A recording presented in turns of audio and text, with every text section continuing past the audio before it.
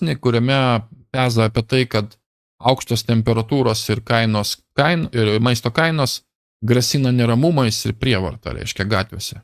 Jie jau daro projekciją į ateitį, jie patys, reiškia, kelia isteriją dėl šitų sukilusių temperatūrų ir globalinės šitosgi klimato kaitos, globalaus atšilimo, kurio kažkaip tai nesimato, reiškia, ir maisto kainos yra taip pat jų dėka, kokios yra, naikinant maisto grandinės tiekimo.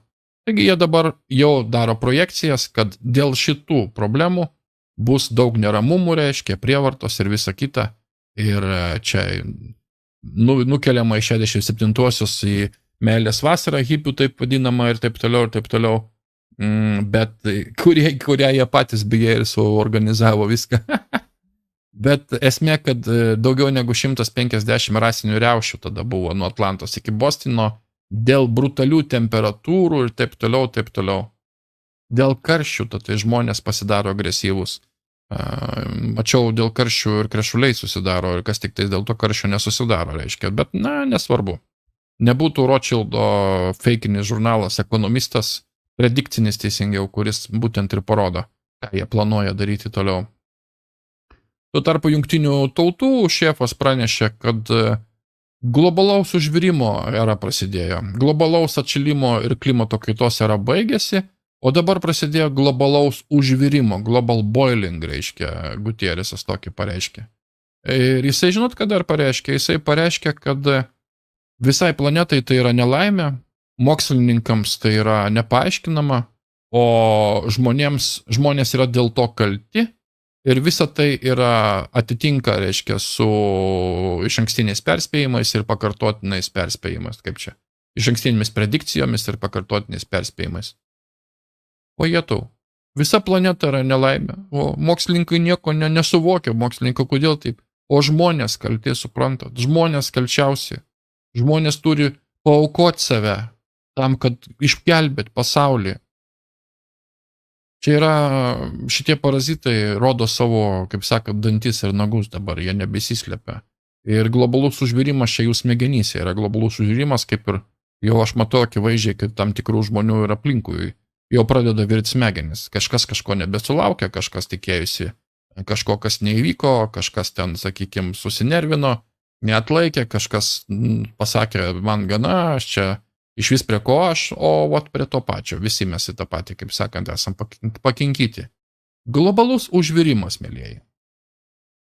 O Bidonas pareiškė, kad jisai organizuos mokestinės lengvatas, žinoma, iš tų pinigų, kurių yra labai daug, šitų mokesčių mokėtojų pinigais sninga Jungtinėse valstijose ir galima taškytis kur nori ir kaip nori. Tam, kad perdažyti stogus namų baltai. Tam, kad perdažyti baltai, tam, kad šie stogai namų nekaitintų, mėlėjai, temperatūros, reiškia, ir nekeltų klimato krizės. Tai neatšilimas, nors iš tikrųjų apie karščio bangas visi klykia, ar ne, tai yra jau dabar krizė.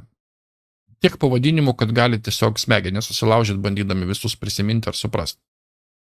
Tiesiog daug visokių dvigubų, trigubų, keturgubų kalbų, tų velto daugybė pavadinimų, kažkokios terminologijos kratinys, reiškia, kažkokių klėdesių kratinys, kuriuom dar daug žmonių tiki, reiškia, ir dar aukoja savo pinigus visam tam reikalui. Kaip ir čia, šita klaunė buvo paklausta. Reiškia, mes matėm, kaip Bidenas bandė prigauti dujų viryklės, kondicionierius reguliavimais, reiškia, visokius šaldytuvus, kalbenkės, reiškia, ten indų plovyklės. O dabar kalba užėjo apie vandens šildytuvus.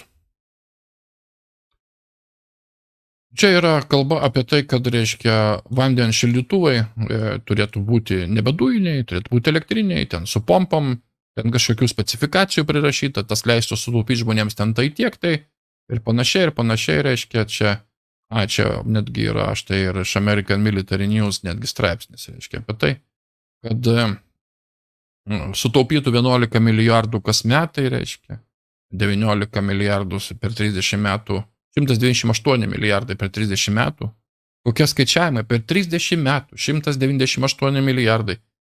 Kai jie bando visus išskersti, reiškia, po kokių 30 metų, apie ką čia? Esmė, kad, reiškia, yra bandoma dabar prie vandens šildytuvų prisikabinti ir panaikinti ten tos šildytuvus. O štai šita, kai paklausė jos viso to dalyko, jinai reiškia, jeigu būtų įgalinta šitas aktas, jis pats įsigaliotų tik tais 2029 metais. Taigi mes to nepamirškim, čia koks svarbus faktas. Ale koks svarbus faktas, kad šiandien mes priėmėm, bet įsigalioja tik tais po kelių metų. Žinot, man primena tam tikrų klounų kliedesius, reiškia, kaip yra sakoma. Tai, dabar mes nepriimsim, mes atidėsim.